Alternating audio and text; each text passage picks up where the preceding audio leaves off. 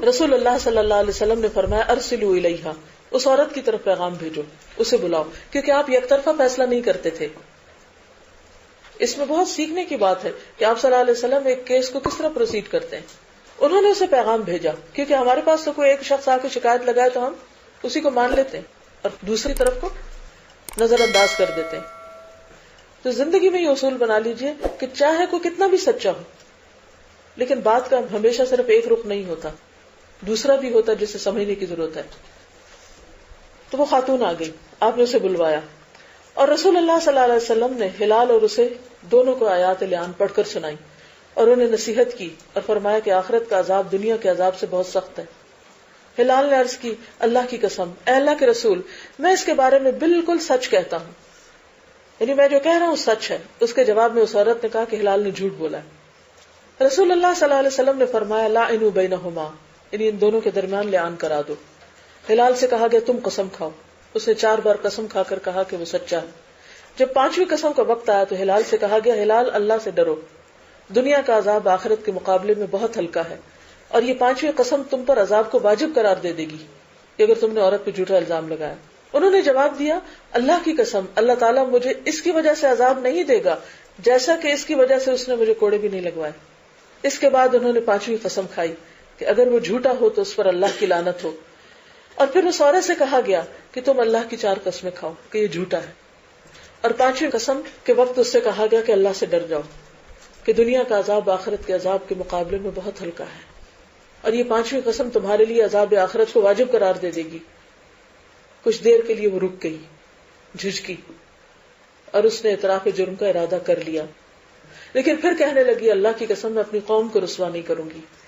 اور اس نے 5ویں قسم بھی کھا لی کہ اگر اس کا خامن سچا ہو تو اس عورت پر اللہ کا غضب ہو. اور اس طرح لعان کے بعد آپ صلی اللہ علیہ وسلم نے دونوں کو الگ الگ کر دیا اور فیصلہ فرمایا اور کہا کہ بیٹا باپ کی طرف منسوب نہیں ہوگا، اور اس عورت پر اس کے بیٹے کی وجہ سے الزام نہ لگایا جائے اور نہ اس کے بیٹے پر الزام لگایا جائے. جس نے اس عورت یا اس کے بیٹے پر الزام لگایا تو اس پہ حد جاری ہوگی. اب آپ دیکھیے کہ لعان کے بعد نہ کوئی مرد کو جھوٹا کہے گا اور نہ کوئی عورت پر الزام لگائے گا اور نہ اس پیدا ہونے والے بچے کو کوئی ولد الزنا کہے گا. آپ نے فیصلہ فرمایا. اب ہلال کے ذمے اس عورت کی رہائش اور خوراک نہیں، جو کہ عام طور پہ کیا ہوتا ہے طلاق کے بعد جب تک بالکل اختتام نہ ہو جائے تعلقات کا تو شوہر پہ نان نفقہ ہوتا ہے، کیونکہ دونوں میں طلاق اور وفات کے بغیر جدائی ہوئی ہے. یعنی لعان ایک تیسری قسم ہے جدا کرنے کی. آپ نے فرمایا ان جاءت بہ، کہ اگر اس نے ایسے بچے کو جنم دیا جس کا رنگ زرد سرخی مائل اور جو باریک سرین اور باریک پنڈلیوں والا ہو تو وہ ہلال کا بیٹا ہوگا، یعنی باپ سے مشابہ ہو. اور اگر اس نے ایسے بچے کو جنم دیا جس کا رنگ گندمی، بال گھنگریالے، اعضاء بڑے اور چوڑے سرین اور موٹی بھری ہوئی پنڈلیاں ہوں تو وہ اس کا ہوگا جس پر بدکاری کا الزام لگایا گیا. پھر اس عورت نے واقعی ایسے بچے کو جنم دیا جس کا رنگ گندمی، بال گھنگریالے، اعضاء بڑے اور چوڑے تھے اور سرین موٹے اور پنڈلیاں بھری ہوئی تھی. رسول اللہ صلی اللہ علیہ وسلم نے فرمایا اگر اس نے قسمیں نہ کھائی ہوتی تو میں اس کے ساتھ خاص سلوک کرتا، یعنی اس کو پھر سزا دیتا. اکرمہ بیان کرتے ہیں کہ پیدا ہونے والا یہ بچہ جب بڑا ہوا تو اپنے شہر کا امیر تھا اور باپ کی بجائے ماں کی طرف منسوب کیا جاتا تھا، یعنی ماں کے نام سے بلایا جاتا تھا. اسی طرح امام ابو داؤد نے بھی اس حدیث کو روایت کیا اور دیگر کتب میں بھی یہ حدیث مختلف طریقے سے روایت ہوئی ہے. تو بات یہ ہے کہ اس قانون میں بیسیکلی اللہ سبحانہ وتعالیٰ نے ایک راستہ نکالا ہے ایک خاندانی زندگی کو اپنی جگہ پر لانے کے لیے. اسی لیے فرمایا ولولا فضل اللہ علیکم ورحمتہ، اور اگر اللہ کا فضل اور رحمت تم پر نہ ہوتی. کون سا فضل اور رحمت ہوا یہاں؟ لعان کا قانون کیا ہے؟ اللہ کا فضل اور رحمت، یعنی اللہ نے اس تنگی سے نکلنے کا راستہ بنا دیا اور مشکل کو آسان کر دیا. تنگی کیا ہو سکتی؟ مثلا ذرا سوچئے ایک مرد اپنی بیوی کو غلط کام کرتے ہوئے دیکھتا ہے لیکن نہ وہ منہ سے لفظ نکال سکتا ہے اور نہ ہی یعنی پچھلے قانون کی روح سے نہ ہی بیوی کو سزا دے سکتا ہے. کیا وہ اس حالت میں بیوی کے ساتھ خوشحال زندگی بسر کر سکتا ہے؟ نہیں.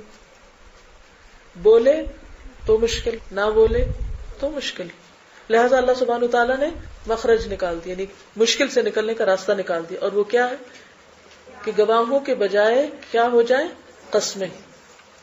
4 قسمیں اللہ کے نام کی اور 5ویں لعنت کی بات.